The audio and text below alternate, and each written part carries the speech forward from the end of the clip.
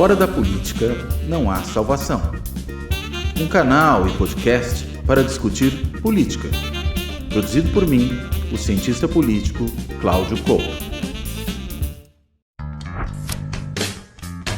Olá, aqui estamos em mais um Política na Veia. Esse programa aqui é uma parceria da Carta Capital, da TV GGN, do Fora da Política Não Há Salvação. Eu, Nassif Cláudio Couto, como de costume.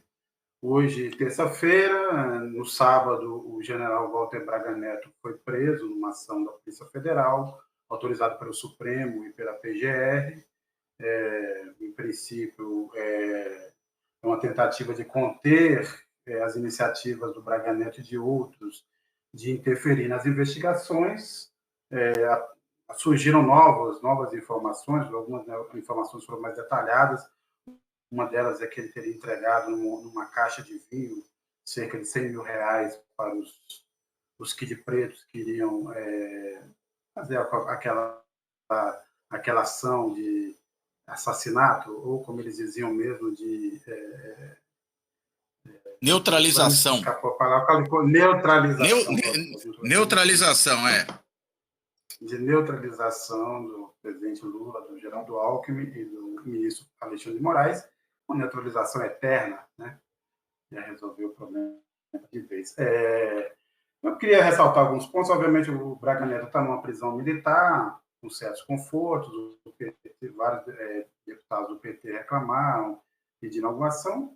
Eu até queria discutir em algum momento que a gente entrasse aqui também numa discussão sobre essa coisa do punitivismo, que às vezes uma parte do campo progressista esquece o que foi feito com o Lula e tal, e que depois, em algum ponto do programa, nós vamos discutir isso aqui. De qualquer forma, não deixa de ser um fato relevantíssimo. Um general está preso, né, na longa história do Brasil. Ninguém nunca foi punido, nunca respondeu pelos crimes cometidos assim a exaustão pelas Forças Armadas. Ao mesmo tempo, eu queria ressaltar outro ponto, que é um esforço tremendo, obviamente, das Forças Armadas, mas com apoio da mídia, de separar as coisas, como se tudo fosse uma ação de algumas figuras. Eu assisti aqui esses dias, Cláudio Couto e Nassif, aliás, no sábado, fui assistindo bastante a Globo News e passei por outros canais, e vi ali um esforço coletivo. Eu queria ressaltar isso, especificamente do Waldo Cruz. O Waldo Cruz passou mais tempo justificando, esgrimindo dois argumentos. Um deles é que é um grupo isolado das Forças Armadas, então precisa julgar o CPF, não o CNPJ. E que também aqui foram alguns loucos do ruralistas, não esse agronegócio tão importante para o Brasil, blá, blá, blá, blá, blá, blá, foram um grupo pequeno. Agora, eu queria lembrar uma entrevista que a gente fez aqui na Carta Capital com Francisco Teixeira, não faz muito tempo, cerca de 2 semanas, e ele ressaltou o seguinte: não tem CNPJ nisso. As operações especiais de onde saíram os kits de preço estão contaminadas.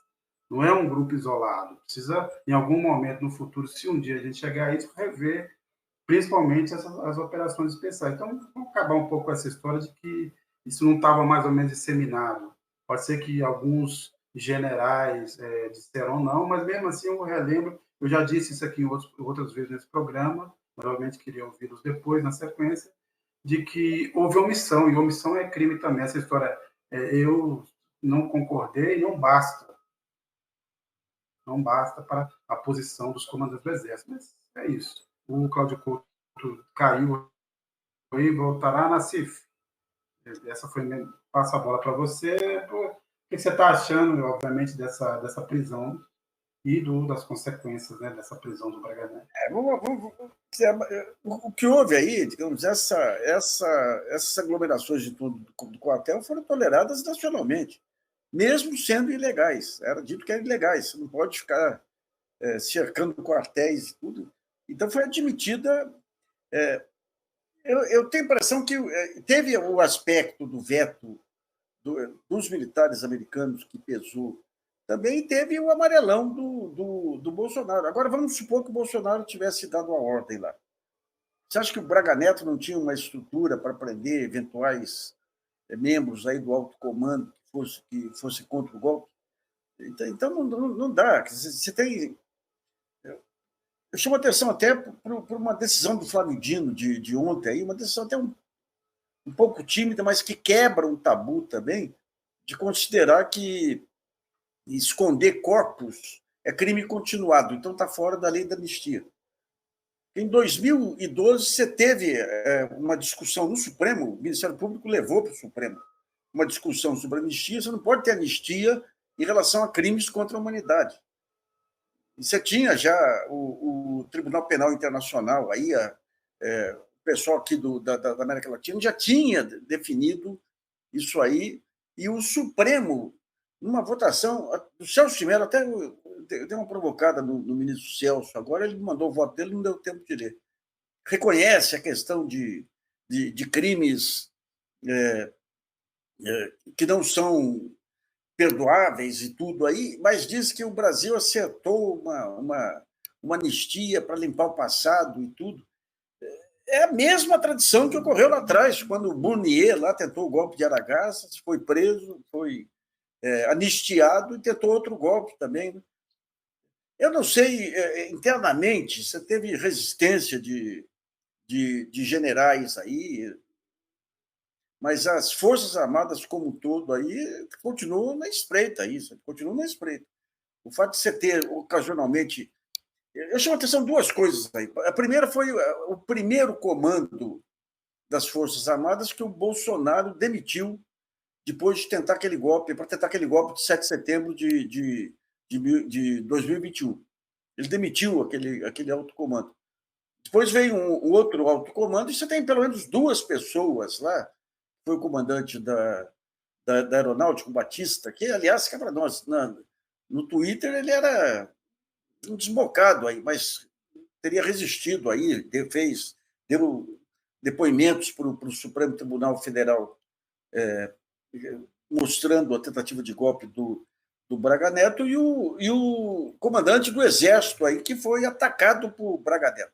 Agora, se você olha, por que o Braga Neto caiu em desgraça? Porque investiu contra os militares que estavam vacinando no golpe. Né? Então, eu acho que a natureza das Forças Armadas ainda é de golpe. O alto comando você tem, de coronéis para baixo, é de golpe. O alto comando conseguiu segurar em alguns momentos aí, por falta de condições, mas tem que ficar com o pé atrás aí, e as punições agora, e a revisão da lei da anistia vai ser fundamental para mostrar que tem risco. Você tem 3 setores aqui que não tem risco, e começam a haver risco agora, que é Forças Armadas, que tentaram todo tipo de golpe ao longo da história, o Congresso, o Centrão, com essas emendas parlamentares aí desviando dinheiro para a corrupção, que começam agora a ser contido, e o mercado financeiro, que está jogando o cartel do mercado, aí, os BTGs da vida e tudo, aí, jogando pesadamente para destabilizar o país. Por quê? Porque não vê punição. Agora, o que a gente percebe é o Supremo atuando para punição, e eu não vejo. O governo está imobilizado. Né? O governo tão imobilizado e tão ingênuo que dá entrevista para o Fantástico aí para ser desmoralizado em rede nacional. Desculpa, eu vou passar por Costa, mas só ressaltando isso aí. Só se faz isso com o Lula, né? Nem com o Bolsonaro se faz o que faz. O sujeito topa dar uma entrevista e você enfia enxertos no meio da entrevista para se... Eu não me lembro isso assim. É algo inédito na história do jornalismo televisivo brasileiro fazer desse. Só se faz com o Lula. Uma facada nas costas aí, de uma forma totalmente desleal, não só da Sônia Bride, lá, que era jornalista, mas do Fantástico. Né? E mentindo. Porque quando eles colocam que o Lula foi condenado lá em 3 instâncias, eles não mostram o relatório do Conselho Nacional de Justiça mostrando a parcialidade do Moro e do TRF4. E quando vai para o STJ, que era aquele Herman, que é um punitivista danado, o STJ não aprecia provas. Então, as provas ficaram entre o Sérgio Moro e o TRF4. Não deram essa informação. Essa jornalista ela foi mentirosa. Né? Tudo bem. Minha vez. Sua vez. Couto. Não, é que eu fiquei esperando para ver se era a minha vez.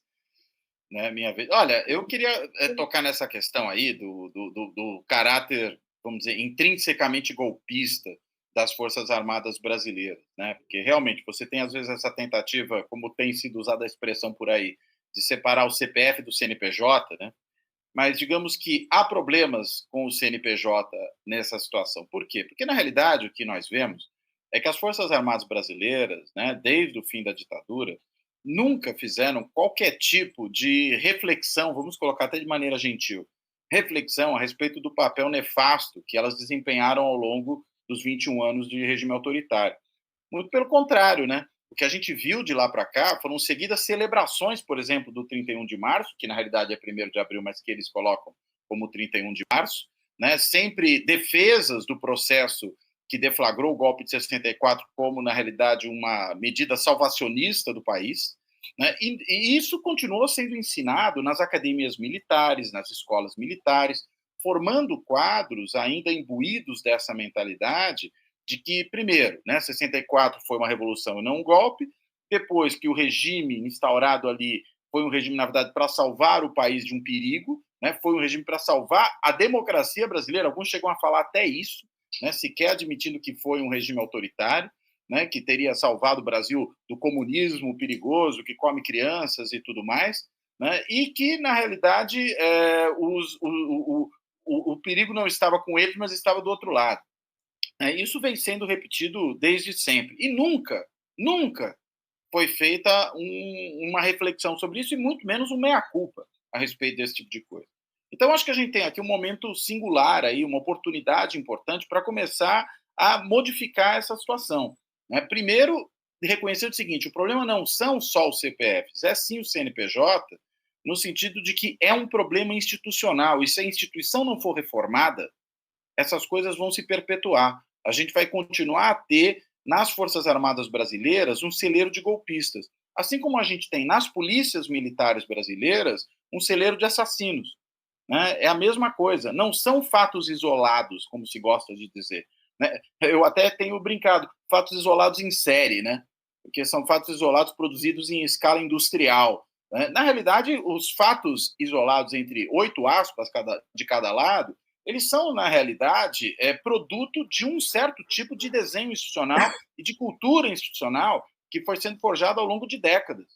Né? Isso vale para as PMs, isso vale também para as Forças Armadas. Então, eu acredito que a gente tem realmente que aproveitar esse momento para repensar o currículo das escolas militares, repensar como é que as Forças Armadas têm que se relacionar com o sistema político. A legislação recente aí que estava em discussão no Congresso é muito frouxa com respeito a isso, é completamente incompatível, né, que alguém possa, ocupando um cargo que lhes dá o direito de controlar os instrumentos do monopólio legítimo do uso da força pelo Estado, que eles possam exercer atividade político-partidária. Isso, de novo, vale tanto para os militares como para os PMs, mas aí eu vou mais longe, para as polícias civis, para o Ministério Público e para o Judiciário. Porque todos esses são órgãos de Estado que são os instrumentos do monopólio legítimo do uso da força. Até eu vejo de vez em quando alguém se equivocando aí, dizendo, na verdade as Forças Armadas ou a polícia detêm o monopólio legítimo do uso da força. Não, elas não detêm, elas são os instrumentos disso. E elas são aqueles que controlam os instrumentos disso, que são as armas. Ou no caso do Judiciário do Ministério Público, que controlam também instrumentos disso, na medida em que são controladores ali do processo que leva à possibilidade do uso legítimo da violência. Mas, de modo algum, são eles que detêm esse monopólio. É o Estado que detém. Mas até por isso mesmo, como eles são apenas instrumentos, mas têm, vamos dizer, confiada a si essa responsabilidade tão grande, não podem entrar na política da maneira como entraram ao longo do tempo. E, portanto, é preciso criar uma quarentena mais longa, é preciso criar uma série de restrições a que esse tipo de atividade se exerça, insisto, não só nas corporações armadas, PMs, Forças Armadas e mesmo as polícias judiciárias, as polícias civis, mas também os órgãos do sistema de justiça, né? Ministério Público e Judiciário. Enquanto a gente não fizer isso, a nossa democracia vai ter o tempo inteiro sequestrada por aqueles a quem arma, por aqueles a quem entrega esse controle do uso da violência. E no caso dos militares, acho que ainda com um passivo muito pior do que todos os outros, né? São eles, afinal de contas, que lideraram os 21 anos obscurantistas, né, de ditadura que nós tivemos aqui. São eles que estiveram mais diretamente envolvidos na tentativa de golpe recente no governo Bolsonaro. Então, é preciso aproveitar a oportunidade para avançar nessas coisas. É claro que, com esse Congresso ultra à direita que nós temos, né, com segmentos reacionários, né, alguns gostam de chamar todos de conservadores. Se fosse conservador, a gente até podia se dar por feliz, né? Mas o que a gente tem são setores reacionários mesmos e autoritários, né, e que, na realidade, vão tornar muito mais difícil que isso avance, mas, ao menos no nível daquilo que está ao alcance do Poder Executivo, de um lado, e depois, o que está ao alcance do debate no âmbito da sociedade civil, a gente tem que fazer essa agenda avançar, né, para que, pelo menos no futuro próximo, a gente possa realmente superar essa etapa e aí construir uma democracia no país que seja uma democracia muito mais estável, durável, protegida, né, e mais imunizada contra essas ameaças aí que essas corporações armadas, né, reiteradamente, historicamente, perpetram. Bem, conservador era o Churchill, né? Embora hoje, provavelmente, o Churchill ia ser chamado de comunista. Se é só pegar alguns discursos dele, ele ia ser chamado de comunista. Então, a gente recebeu algumas mensagens aqui. Aline Lima. Eu não consigo confiar nas nossas Forças Armadas, o que é terrível. O Heráclito dos Santos Passamani. Será que o Braga Neto vai cumprir a pena de prisão em presídio federal de segurança máxima?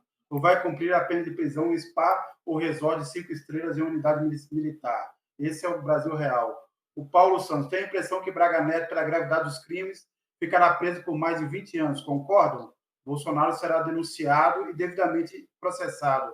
Falta pegar os empresários financiadores. Eu queria só levantar uma pergunta aqui. Olhando tudo o que aconteceu no sábado, os argumentos da Polícia Federal, era necessário prender o Braga Neto nesse momento? Ou Tinacif? Olha, eu acho que... Vai lá, Couto. Sou eu? Não, eu acho que era preciso. Eu? Sim, vai lá. Então vamos lá, vou eu. Deixa que eu deixo. É isso aí. Olha, eu acho que era preciso, sim, prender o Braga Neto nesse momento, né? Por quê? Porque havia evidências, né? Embora isso não fosse agora, do momento imediato, mas num passado próximo, que ele estava realmente tentando ali obter informações para sabotar a delação premiada do Cid, né? E nada nos faz crer que isso necessariamente tenha parado, né, nos últimos tempos. E, consequentemente, estava colocando em risco a continuidade das investigações. Claro que houve uma falácia aí por parte dos bolsonaristas e do Bolsonaro, inclusive, numa postagem, né, dizendo, mas como assim ele podia ameaçar uma investigação que já está concluída? Não, veja, está concluído o inquérito relativo àquilo que foi enviado para a PGR recentemente, mas nem por isso não pode continuar havendo investigações.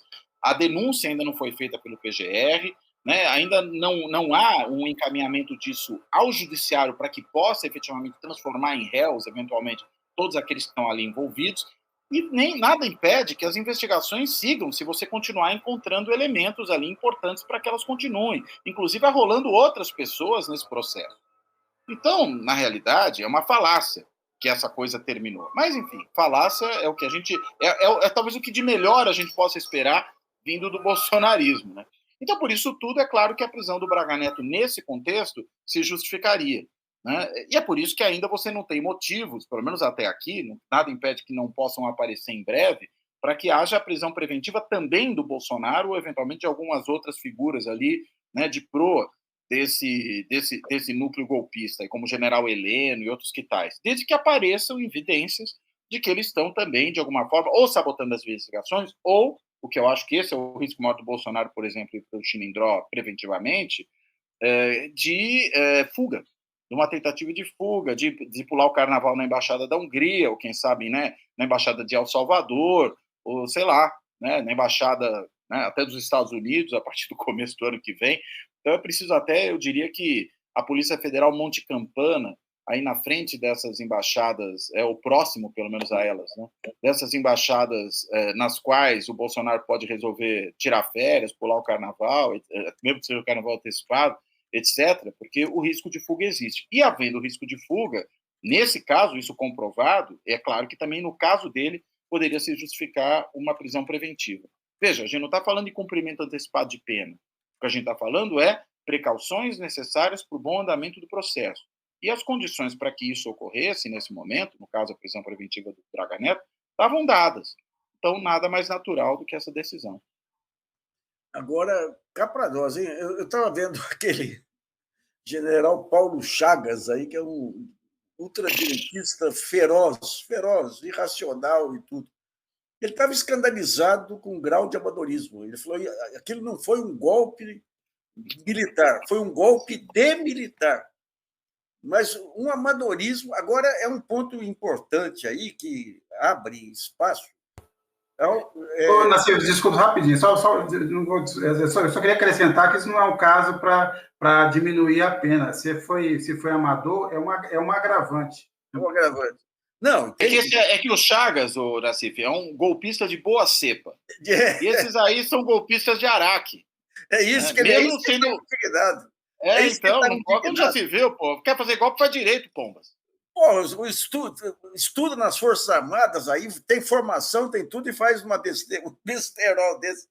Mas um ponto relevante aí foi essa revelação da tentativa de assassinato, inclusive usando remédios aí contra os adversários políticos, que ele remete ao período tenebroso do Silvio Frota, onde você veio um agente da CIA aqui ensinar como que se matava adversário sem deixar vestígio. E é nesse período que você tem 4 mortes absolutamente suspeitas, que é do Jango, que a família sempre suspeitou que houve troca de remédio, do Lacerda, que morreu de infarto lá, do Juscelino Kubitschek, que foi naquele acidente, depois de ir até parar numa fazenda lá de um cara que era ligado ao Goberi, e do Sérgio Fleury. O Sérgio Fleury, o terrível Sérgio Fleury, torturador e tudo, um pouco antes de morrer, ele se apaixonou pela esposa pela irmã do Raimundo Pereira, o nosso colega aí que foi do Jornal Movimento e tudo aí. Estavam trocando mensagens lá para se juntar e fugir do país quando foi morto. E, recentemente, remete para o caso do Bebiano. O Bebiano ameaçou divulgar celular, mensagens do Bolsonaro, se declarou correndo risco de vida, disse que tinha deixado o celular para proteção dele em algum lugar lá. Uma semana depois, ele morreu de infarto. Então, você tem aí uma barra pesada muito ostensiva, feita pelos chamados Kid Pretos, aí, que tem que ser dissolvido esse Kid Preto. Então, tem uma investigação que o Ministério Público e a Polícia Federal não podem deixar de lado. Não houve só tentativa de assassinato, houve uma suspeita concreta de um assassinato que foi do Bebiano. Aí. O inquérito das fake news acabou sendo estendido, vai 6 meses mais, o Alexandre de Moraes deu esse prazo. A pergunta não está na hora, assim, obviamente não estou na investigação, Polícia Federal, o Alexandre de Moraes, mas vocês imaginam qual é o prazo que a gente poderia imaginar para encerrar? Lembrando que esse conjunto de inquéritos, joias, fake news e golpe, ele, no fundo, tem uma interconexão, né, que, no fundo, vai dar na mesma coisa. Uma coisa levou a outra. No fundo. Eu até acho que, ocasionalmente, o dinheiro das vendas das joias poderia, eventualmente, ser usado para financiar alguma operação ilegal dentro dessa ideia do golpe. Mas as fake news fazem parte disso, porque, provavelmente, empresários no inquérito da fake news também vão aparecer nesse financiamento do golpe. Agora, são mais 6 meses de investigação, nós estamos empurrando isso, já todo mundo prevendo já que isso vai para 2026, é isso, Paulo? Olha, eu acho que sim, né? No caso das fake news, sim, né? Porque, enfim, o prioritário agora é esse inquérito do golpe, né? E no caso das fake news, claro, isso também tem importância, é até o inquérito mais longo, né? Se a gente for pensar, porque ele começa ainda lá no período quase que eleitoral, a gente pode assim dizer, né? Quando você tem ali o Toffoli encaminhando para o Alexandre de Moraes a investigação sobre aqueles ataques que já vinham sendo feitos contra o Supremo Tribunal Federal, né? E aí, consequentemente, é o inquérito que seria desejável que ele já tivesse terminado antes, mas eu acho que ele foi perdendo importância relativa diante de outras coisas que foram acontecendo ao longo desse tempo. Sobretudo, esses ataques mais diretos às instituições por parte daqueles que detinham cargos públicos, e isso feito de forma pública, inclusive, e, no fim das contas, essa tentativa não só de desacreditar o sistema de votação, o processo eleitoral e tudo mais, mas também de desacreditar as próprias instituições do sistema de justiça e, inclusive, organizar essas tentativas de golpe, né? Seja insuflando, né, os apoiadores do Bolsonaro a irem para a frente de quartel pedindo intervenção militar, né, seja, como a gente vê, culminando, inclusive, nessas tentativas de interromper o processo eleitoral normal, de interromper primeiro a diplomação do Lula, não dando certo, de tentar o 8 de janeiro, ou seja, foi uma sequência de planos B, né? Na medida que o plano A não ia dando certo, iam apelando para o plano B, e aí haja plano B, porque talvez até por conta, né, de serem esses golpistas meio trapalhões, eles acabavam não tendo capacidade, né, de fazer com que esses projetos avançassem, nem por isso deixaram de produzir dano. Eu acho que isso é importante dizer, não é porque eles não tiveram sucesso naquilo que era o seu objetivo final que eles não produziram dano. Então, diante de tudo isso, eu acho que o inquérito das fake news foi perdendo importância relativa. Mas, veja, ele também é importante porque ele aponta para um problema que é aquilo que vai permanecer ao longo do tempo, mesmo quando todos esses golpistas estiverem enjaulados. Né? Que é o quê? Que é o ataque à democracia que é feito lançando mão da difusão por meio, sobretudo, das redes sociais e de outros instrumentos aí da tecnologia, de notícias falsas, de desinformação, né, de produção de pânico coletivo, né, de pânico moral, e, além de tudo, né, de descrédito das instituições e de promover a radicalização de segmentos amplos da população, que têm se tornado cada vez mais radicalizados por conta disso, se radicalizaram durante o bolsonarismo. Embora me pareça, né, eu acho que a gente começa a ter alguns sinais, eu espero estar certo nisso, mas ainda gostaria de aguardar um tempo para ver se é isso mesmo. Parece que a gente começa a perceber aí o início de um certo inverno, né, desse apogeu do bolsonarismo. Não necessariamente de uma extrema-direita presente na sociedade, mas do bolsonarismo como tal. Até recentes pesquisas aí mostrando intenção de voto e tudo mais, acho que já apontam nessa direção. É bem verdade também que alguns deles estão vivendo um certo inferno astral, né? A gente vê aí a crise que se abate sobre o governo Tarcísio de Freitas, né? Do assim chamado por alguns crédulos de bolsonarista moderado, né? Como se pudesse existir um negócio desse tipo, né? Bolsonarista moderado, eu sempre digo, é que nem corintiano palmeirense, né?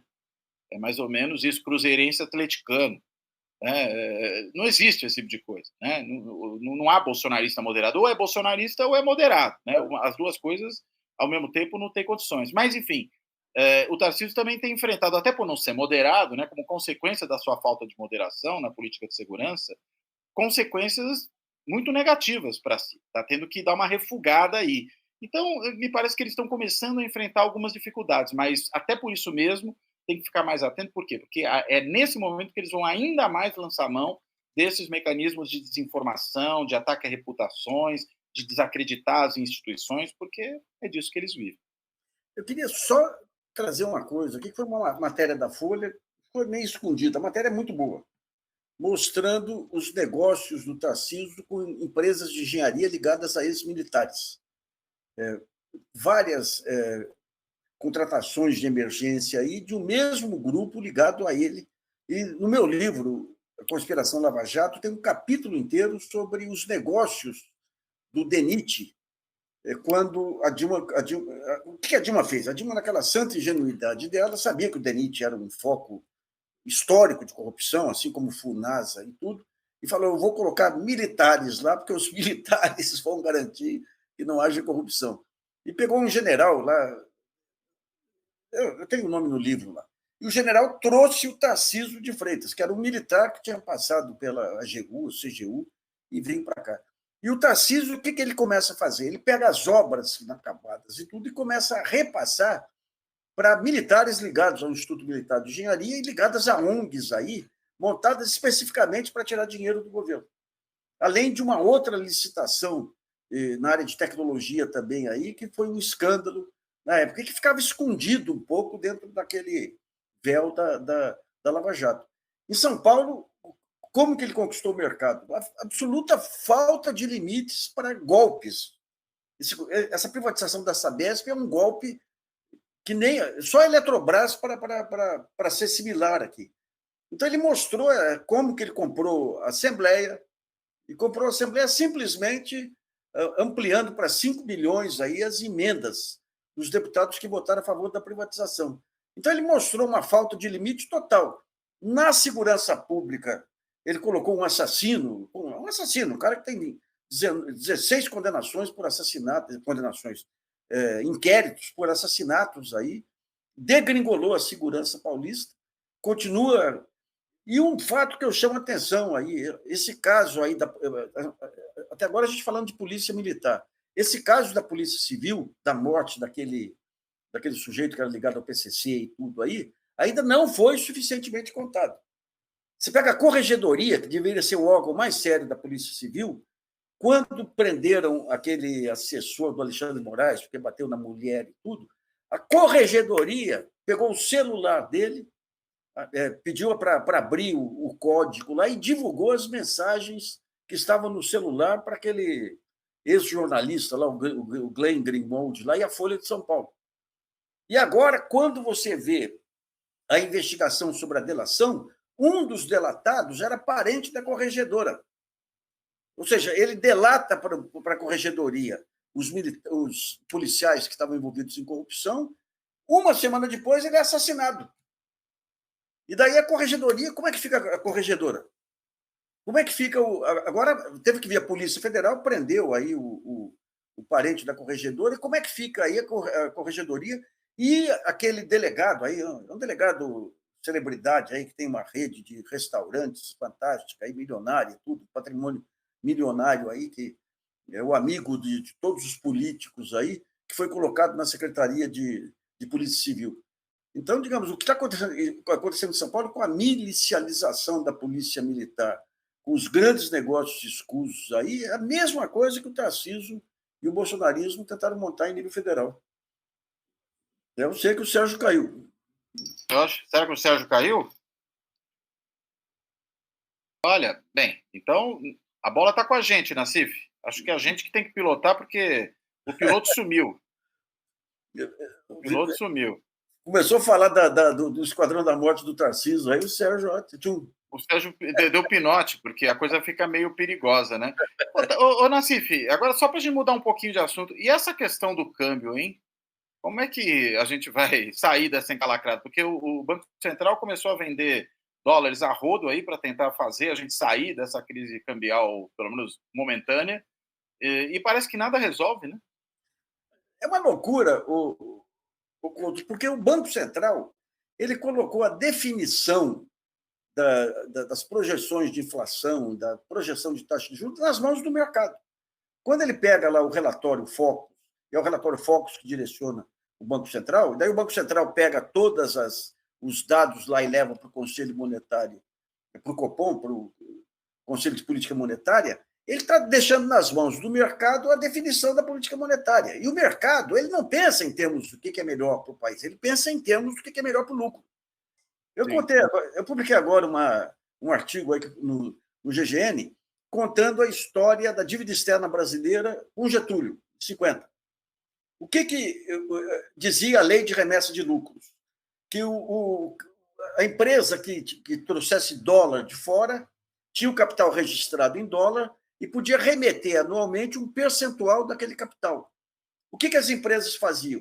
Elas levantavam empréstimos no Banco do Brasil e engordavam o capital com cruzeiros para aumentar a remessa para fora. Ou seja, uma fraude nítida. O próprio Walter Moreira Salles, banqueiro e tudo, ele foi para os Estados Unidos para tentar esclarecer. Pai do cineasta. Pai do cineasta. E ele falou para mim isso. Era fraude nítida. Toda a imprensa brasileira e a imprensa americana descendo o cacete no Getúlio quando veio a lei de remessa de lucros, tentando moralizar esse ponto.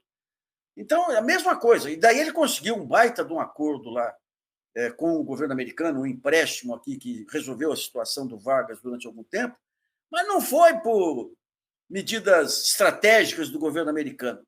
Foi porque ele montou uma sociedade com Douglas Dillon, que era o secretário de Estado americano, e que era dono de uma banca de advocacia, e os dois passaram a comprar antecipadamente títulos da dívida brasileira que estavam na bacia das almas, porque o Brasil estava em moratória. Então, quando surgiu o acordo, os títulos se valorizaram.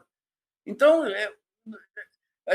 quando eu vejo o Samuel Pessoa, esse pessoal fazendo análises técnicas sobre política monetária, tudo, sem incluir a questão do interesse de grupos e tudo, é uma piada. O papel do economista, de mercado principalmente, é legitimar o ganho ilegítimo do seu empregador. E é o que está acontecendo hoje. Então, em algum momento aí, essa política aí de metas inflacionárias, o Banco Central vai ter que mudar, vai ter que estabelecer regulação, porque eles começaram a jogar. E como que é o jogo aí? Você cria uma expectativa e muda o preço dos ativos. Começo do ano. A expectativa, o que era? De queda nas taxas da taxa Selic, queda gradativa na taxa Selic. Isso derrubava os preços dos ativos lá na frente. Daí um grupo pequeno, poderoso, de cartel, compra esses títulos. E daí revira, volta. Ele vira as expectativas. Não, a expectativa agora é ruim. Quem que comanda essa virada das expectativas? Roberto Campos Neto, a partir de fevereiro desse ano. Daí ele começa a fazer terrorismo em cima da parte fiscal, que é um absurdo. Você falar em 0,25% de déficit fiscal. Eu publiquei ontem tabelas aí que o Denis Fioc, um economista, pegou a média dos 10 países que aplicam metas inflacionárias, 10 países desenvolvidos e 10 emergentes. A situação fiscal do Brasil é idêntica dele, 0,9% ao longo aí de 20 anos. Uma situação absolutamente sob controle. Quando você pega a taxa de juros real, eles 0,9%, 1,2%, Brasil 8%. E daí vem o pessoal falando em dominância fiscal. O que é dominância fiscal? É quando o ajuste fiscal não consegue segurar o aumento da dívida pública. Agora, por que não consegue segurar o aumento da dívida pública? Porque o mercado jogou o câmbio, a taxa de juros Selic, para 12%, 13%, não tem ajuste fiscal que resolva. Então, se o Banco Central não tirar do mercado esse controle que tem sobre as taxas e o câmbio, se o CAD, o Conselho Administrativo de Direito Econômico, a CGU, a Controladoria Geral da República, Ministério Público, não começarem a investigar o cartel que se tem nesse mercado, nós estamos ferrados. A gente está recebendo aqui várias mensagens, a Salete Farias. Tem um Heleno também que está atrás da moita, esquecendo do Heleno. Angélica Bueno. Como todo covarde, Heleno está escondido e caladinho. Só vai cantar quando for preso. E vai cantar muito, como todo covarde.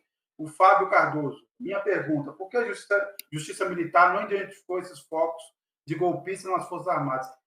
Cardoso, a Justiça Militar é como a CVM, é como o CAD, está lá para aliviar, é como o CNJ, é como o Conselho Nacional do Ministério Público, né? Está ali só para... É o órgão de defesa de interesses corporativos. É isso, basicamente. E o Paulo Santos, o Estado brasileiro deveria caçar as aposentadorias e verbas vultosas recebidas por esses militares. O Estado brasileiro não pode sustentar esses indivíduos para tentarem dar golpe e planejarem matar. Só para arrumar emprego, tempo, né? Esse negócio, como diz a frase, cabeça vazia, oficina do diabo. Os caras ficam o dia inteiro fazendo nada, não é isso? Vamos arrumar uma função para eles. Né? Eu lembro o carnaval que fizeram quando o governo pagava aquele auxílio prisão aí, que o cara que contribuía para o INSS ia preso, a família tinha direito a um auxílio prisão mínimo. É o mesmo pessoal que hoje defende a manutenção de aposentadoria integral para militar que é expulso por ter cometido crimes. Não, é militar, é juiz, né? Eles acabam sendo premiados no fim das contas. Agora, estavam falando aí, Nassif, obviamente, entendi que vocês estavam falando do câmbio, eu saí do ar. Eu não vou dizer que eu caí, não, porque eu sou como aprendi essa frase com um tio de um amigo, eu não caio, eu ajoelho. Então eu me ajoelhei e voltei. Mas estavam falando do câmbio. Eu achei que você ia falar que aprendeu com o Bolsonaro. Ele é incaível. Ele também é incaível, né? Tá certo. Ele é corrível. Antes de cair, ele sai correndo para os Estados Unidos. É isso. Bem, correndo daquela forma que ele correu lá naquela imagem, lembra? Que ele ganhou, a barriga deu a vantagem na linha final. Ele conseguiu. Mas, se fosse linha de impedimento, o VAR ia pegar a barriga, né? Nós estamos ali pegaria ele, né? O Bolsonaro, para ser atacante, teria que ficar no meio de campo ali, para trás. Senão ia estar sempre impedimento. Mas nós estamos aí vivendo novamente um período de chantagem do Congresso, né? Depois que houve o Couto também. Quer dizer, além de enrolar a aprovação do ajuste fiscal, de ter piorado ainda mais a reforma, essa primeira etapa da reforma tributária, ainda presenteou com esse monte de bombas aí, né? Desde armas até a castração química. Quer dizer, também nesse. Quer dizer, e aí não se houve uma reclamação, né? Quer dizer, como é que. O que você espera no fim do ajuste fiscal? Ele vai ficar pior do que já era? Eu ou Nassif? Nassif e depois você. A questão do ajuste fiscal, cá para nós. Você tem um ajuste que eles estão tentando fazer. O que eles querem, você tem uma circunstância política também nessa questão do mercado. Do Roberto Campos Neto, do Estadão e tudo aí, que é desestabilizar o governo Lula e impedir uma eventual reeleição em 2026. Então, o que eles propõem? Eles propõem um aperto de um lado, tem que ter o ajuste fiscal, e de outro, uma baita blindagem para os grupos empresariais que têm subsídios. Então, resta o quê? Restam os gastos sociais. Entrando nos gastos sociais, o Lula joga fora o resto de ativo político que ele tem. É esse o jogo. Então é complicado, né? Quando você pega esse carnaval em torno do que está acontecendo, com toda essa discussão, nós estamos falando aí ou em equilíbrio fiscal ou em 0,25, no máximo 0,5 de déficit público. Isso não é nada, gente. Isso não é nada. Você tem países da Europa com 2%, 3%. Então, você tem esse aspecto de desestabilização que está por trás disso. E a imprensa macetando desde fevereiro, março, aí, a gastança. Qualquer gasto social é gastança. É impressionante esse ponto. Se você pegar o Lula, gente, cá para nós. O Lula não é revolucionário, o Lula não é de esquerda, o Lula não é desenvolvimentista. O Lula é um conciliador. Então, o que ele faz? O que ele fez nos dois governos? Ele tentou criar brechas e, em cima dessas brechas, ele permite políticas compensatórias. O sonho do Lula seria algo que nem a Alemanha pré-Merkel. Um capitalismo aí em que houvesse participação dos sindicatos e tudo aí. Então, agora, o Brasil, qualquer gasto que você vai para qualquer distribuição mínima de renda, é política compensatória. Não estamos falando em revolução na tributação. Vê agora o carnaval que estão fazendo com a reforma tributária aí. Vai ser a maior alíquota de impostos do mundo. Por que a maior alíquota do mundo? Porque o Brasil tem o maior percentual de imposto direto, de imposto indireto do mundo, que é o imposto sobre consumo. Então, a tributação ela é composta de dois grupos: o imposto sobre consumo e o imposto sobre a renda. Se o imposto sobre a renda é murcho, o consumo aumenta, o imposto sobre o consumo aumenta. Daí você faz uma reforma fiscal que pega só o consumo. Se pega só o consumo, aquela desproporção entre consumo e renda continua. A alíquota tem que ser alta. E por que não faz sobre a renda? Porque não tem condição política. E mesmo sobre o consumo, você tem uma distorção, porque você tem um monte de isenção fiscal, né? Para grupos específicos e muito limitados. Tem coisas muito interessantes aí, essa questão de você, o pessoal de baixa renda, poder recuperar parte do imposto pago em alimentos e tudo aí, mas o ponto central é que a tributação direta pega aquele panaca, gente, aquele do Fundo Verde, lá, Sustenberg, lá. Stuberg. É um absurdo, né? Porque vão querer taxar os mais ricos, vão reduzir investimento. Toda essa política, quando eles falam, o capital externo vai sair daqui, esse capital externo que eles mencionam é exclusivamente o capital de carteira. É aquele capital que vem para especular, é capital gafanhoto. Vem para especular com câmbio e juros e sai. Ele não agrega um centavo de novos investimentos. E o capital produtivo, aquele que ergue empresas, aumenta a capacidade, tudo, o que esse capital quer? Juro baixo, câmbio estabilizado. Ele quer tudo isso. Daí eles montam uma política que beneficia de volatilidade, de falta de controle em câmbio, tudo que beneficia só o capital especulativo. E a mídia toda fala, não, porque o capital não vem para o Brasil, o capital está fugindo do Brasil. Você pega os indicadores, o Brasil é o segundo destino de capital produtivo. Pega as manchetes dos jornais, Brasil, fuga de capitais do Brasil. O capital que menos interessa, que é esse capital especulativo. Então, você tem um problema de cognitivo aí, típico de país dominado aí por ideologia, por bordões. A gente fala muito aí da... Ontem eu estava vendo aí aqueles filmes aí dos bolsonaristas aí mostrando o celular aí para o disco voador. Quando você pega a discussão econômica aqui, é isso aí. Só que tem gente que ganha nas duas pontas, né?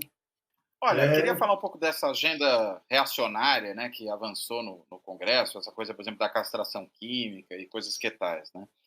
Olha, olhando um pouco o que, primeiro, né, a composição desse Congresso, mas também o que tem sido o jogo do Lira, né, e de algumas outras lideranças do Congresso, mas do Lira em particular, quando está querendo extrair mais do governo, ou podemos até usar uma expressão um pouquinho parecida, extorquir mais o governo, ele, na realidade, deixa essa boiada reacionária correr solta. Então é isso. Né? Na verdade, se criou uma oportunidade para esses segmentos reacionários dentro do Congresso, ligados ao bolsonarismo, para serem instrumentalizados mais de boa vontade pelo Lira para poder extorquir o governo. Então, já que ele não quer fazer avançar a agenda que o governo coloca como prioritária nesse momento, por conta de todo o imbróglio em torno das emendas, cria-se a oportunidade de abrir espaço para que essa outra agenda avance. Não porque ela necessariamente seja a agenda que ele gostaria de fazer avançar por si só, né? Ele está nem aí para isso, na realidade, embora também, pelo jeito, não se importa muito que esse negócio seja aprovado eventualmente. Mas porque essa é uma forma de expor o governo, né, de reforçar a oposição reacionária, de poder fazer com que o assunto que realmente importa nesse governo, que é a agenda governamental, no caso aí, relacionada à política econômica, que ela seja posta de lado e que você mostre que, na realidade, se o governo não ceder, e não ceder significa o governo, inclusive, tentar fazer com que o Supremo ceda, né, porque está imaginando aí que você tem um jogo triangulado, né, entre executivo e judiciário, então é fazer com que o governo acabe resolvendo esse problema para não ter outros. É disso que se trata. Eu não entendo que essa agenda reacionária avançando agora mostra uma imensa força per se dessa oposição reacionária, mas ela mostra, na realidade, a instrumentalização que é feita dela por parte das lideranças principais do Congresso, Lira à frente de todos, para poder justamente achacar o governo. Agora, eu queria só ressaltar sempre essa situação nonsense que a gente vive. Não está toda a pressão da mídia e do mercado para o governo fazer um ajuste. O governo entrega um ajuste, 70 bilhões, pegando salário mínimo, BPC, piorando a vida da sua base, e aí ainda não é suficiente, leva para o Congresso. Aí o que o Congresso faz, primeiro cobra 10%, que é basicamente o que aconteceu. 7 bilhões liberados de emenda para 70 bilhões de ajuste. Então, o cara cobra já um pedágio de 10%. Depois, o Lira, nesse meio tempo, inventa, para burlar o Supremo, um novo tipo de emenda, que é a emenda de líderes, que mexe ali e mantém as coisas como estão. E, por fim, ameaça não aprovar o pacote nos termos, dizendo se o PT não quer, o PT é contra, por que nós seremos a favor de BPC e salário mínimo? Quer dizer, isso não espanta, quer dizer, isso não irrita ninguém. Eu não li nenhum editorial sobre isso até esses dias. Não vi a Faria Lima esperneando, alguém falando sobre isso. Parece absolutamente normal que você tenha um Congresso no momento em que você tem um esforço para atender, que eu acho totalmente equivocado, mas é um esforço, aceitou-se isso, para atender certas exigências, que vem um Congresso e simplesmente faça uma chantagem, um achaque sobre isso, sobre esse momento, e que isso seja totalmente normalizado. Quer dizer, a culpa continua sendo de quem? Do Lula e do Haddad. Né? É só essa... E aí não sei como é que a gente vai escapar, e como o governo, mas a sociedade brasileira vai escapar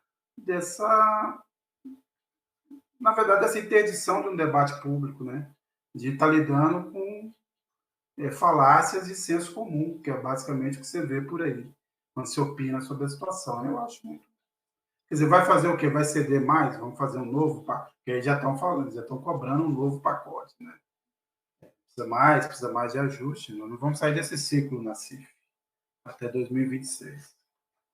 A questão aí, gente, é que cada dia, que nem dizia cada dia de vida, Manuel Del Pique, cada dia de vida nunca é mais, é sempre menos. Você tem uma contagem regressiva até 2026, né? E, de alguma maneira, o governo está emparedado, o Lula está acreditando no quê? Ele vai conseguir, a partir do próximo ano, assim como conseguiu esse ano, melhoria de indicadores. Está provado que só melhoria de indicadores não resolve. Mas a única coisa que ele pode contar para 2026 é a desmoralização da ultradireita. Você não tem uma cara de governo, você não tem um projeto de país.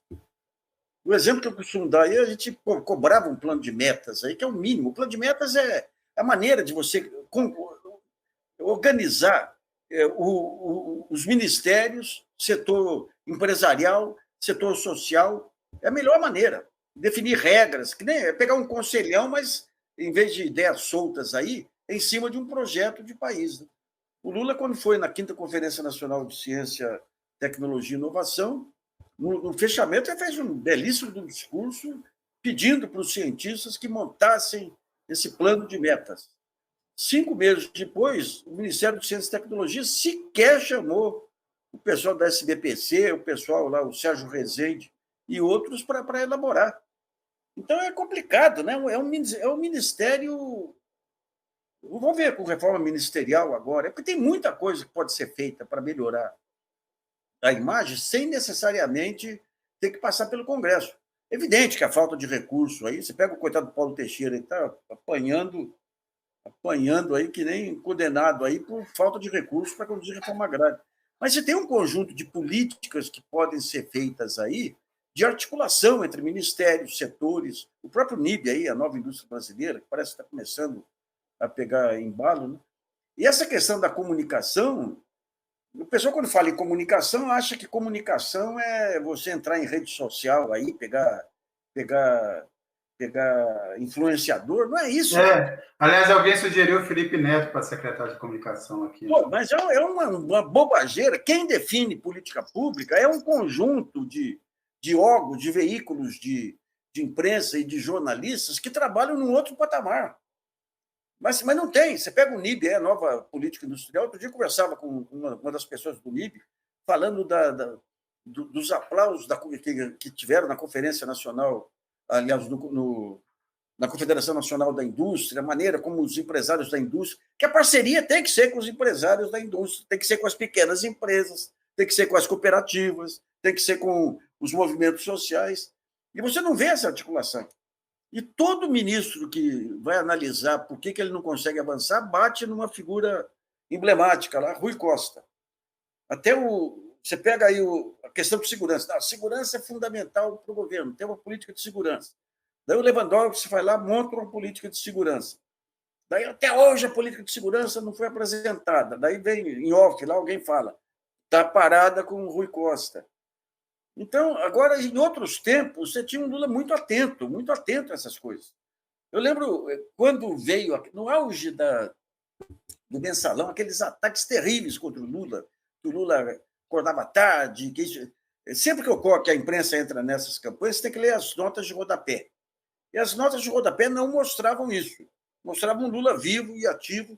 Daí eu comecei a indagar dos ministros do Lula como que era o estilo Lula de gestão. É fantástico. Ele chegava, juntava o ministério, falava, eu quero propostas criativas. Daí faziam propostas criativas, ele escolhia uma lá que ele achava que era melhor, chamava o ministro. Falava, me explique 3 coisas. O que isso é bom para o país, o que isso é bom para o povo, o que isso é bom para o meu governo.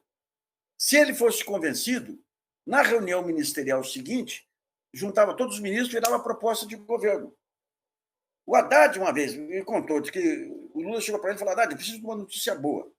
O Haddad falou, poxa, eu tenho um aí, mas o Palocci está emperrando. Ele pegou, ligou para o Palocci e resolveu. Gente, isso aí, essa visão de CEO, é visão de CEO. Isso é coisa moderna. O presidente fazendo articulação, estimulando a criatividade e estimulando o trabalho coletivo ali. Esse Lula eu não vejo agora. Eu não vejo agora. Então você tem. Pode ser que ele acorde agora, que ele está falando em colher frutos agora a partir de 2025, pode ser que faça uma reforma ministerial, pode ser que tire o Rui Costa, pode ser que o Banco Central, com o Galípolo, comece a pensar em formas de enquadrar o mercado e tudo, né? Mas até agora, em cima dos dados concretos da realidade, não dá para ver muita coisa, não. O Nassif, o Galípolo já fará muito se não atrapalhar, né? Se não jogar contra. Já vai ser um avanço. Agora, você estava falando da Nova Indústria Brasil, eu até queria até passar por conta, mas só esse detalhe. O Senado havia enfiado um jabuti na reforma tributária para dar uma isenção fiscal para uma refinaria nos itens de energia renovável e a Câmara manteve 3,5 bilhões para uma refinaria do Amazonas. Quer dizer, um único interesse pesará sobre as alíquotas para todos os brasileiros. É isso. Não conseguimos escapar também. Quer dizer, então nós vamos, se nossa oportunidade é usar a nossa energia renovável, o fato do Brasil ser o país com maior porcentagem de energia renovável e ter uma possibilidade de expansão grande, porque nós vamos ainda continuar incentivando uma refinaria no Amazonas única, não é uma geral, é para uma única empresa. Mas eu só queria dizer isso, porque acabou de sair essa notícia. Não, eu concordo com você. Agora, só aproveitando para falar dessa coisa do Galípolo, né? Tem causado aí uma certa espécie essa situação do Galípolo e outros indicados, né, pelo Lula aí para a diretoria do Banco Central terem participado das decisões recentes de elevação da taxa de juros de forma compondo a unanimidade, né? Que essas decisões foram aprovadas de maneira unânime, não houve divisão. Agora, é bom lembrar que a gente teve, né, algumas reuniões do Copom, um caso em que houve ali uma divisão entre os indicados do Lula e aqueles que já compunham a diretoria do Banco Central, e essa divisão, enfim, produziu muito ruído e, mesmo assim, não foi suficiente para poder não fazer com que a taxa de juros se elevasse, né, como, na realidade, pretendia o grupo ligado ao Campos Neto. Imagino eu que haja aí também um elemento de cálculo por parte do Galípolo e dos demais, que seja o seguinte: bem, a gente vai perder mesmo, então vamos pelo menos evitar criar marola, né? Porque não vai adiantar nada aqui ficar decidindo contrariamente só para marcar posição, isso só vai produzir mais ruído, aumentar a incerteza e, consequentemente, elevar os custos políticos e econômicos que possa ter essa decisão.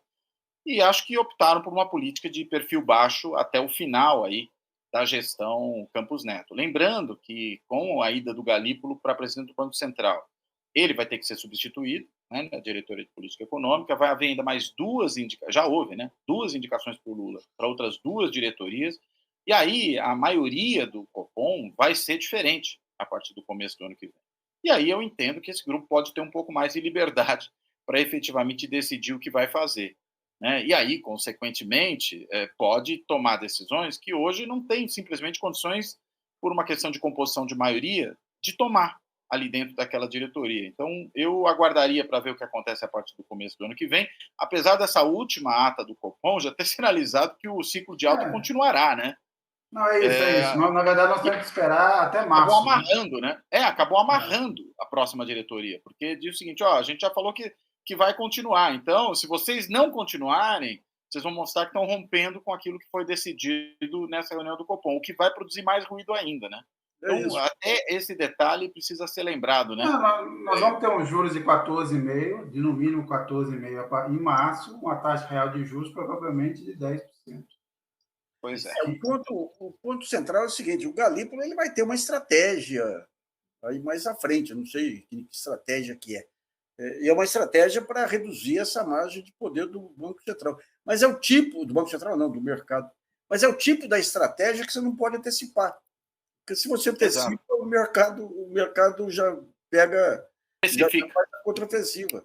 Então, nós estamos vivendo esse momento do câmbio, né, Nasser? Que é claramente um ato de terrorismo. É isso. Não tem justificativa para esse câmbio hoje ter batido em 6,1. Não tem. Não, e falar que tem que aumentar o déficit, o superávit primário. Nós estamos falando de números ridículos, gente. Você, por conta de 0,25% superado, você põe uns juros que come 8%, 4% do PIB aí. É de uma irracionalidade sem tamanho, mas sem tamanho. Agora, mais uma vez, você pega o prêmio Nobel aí, os 3 prêmios Nobel de medicina, de economia. Todas as decisões. Poderia ser de medicina também, mas é economia. Todas as decisões de política econômica visam legitimar os ganhos dos poderosos. Mas legitimar de que maneira? Não, nós estamos fazendo isso para proteger os pobres, porque a inflação afeta os pobres. Então, eu vou cortar a Bolsa Família, vou cortar a BCP, vou aumentar a taxa de juros, vou reduzir... Aumentar a taxa de desemprego, porque faz bem aos pobres. É inacreditável, né? Inacreditável. Bem, vida, né? Nassif, Couto, primeiro agradecer quem nos acompanha ao longo desse ano, nossos fiéis aqui telespectadores, a pessoa começou velho, telespectadores, né? Nossos internautas, web espectadores. Voltamos no ano que vem e, bem, desejo a todos um Feliz Natal, um bom ano, uma boa virada de ano e vamos em frente. Couto, Nassif. É isso aí, pessoal. Sérgio, Couto. Valeu, Sérgio. Então, boa virada de ano, bom fim de ano aí para todo mundo, para vocês dois e para todo mundo aí que nos acompanha, e para o Kaká, que fica aí nos bastidores, resolvendo todos os nossos problemas e criando alguns de vez em quando, mas esses a gente não fala. E bom ano para todo mundo, o ano que começa. E boa virada no próximo ano. Isso, também. É bom já adiantar as coisas, né? É bom já adiantar as coisas. Um abraço aí, pessoal. Falou, gente. Abraço. Tchau, tchau. Fora da política, não há salvação. Um canal e podcast para discutir política. Produzido por mim, o cientista político Cláudio Couto.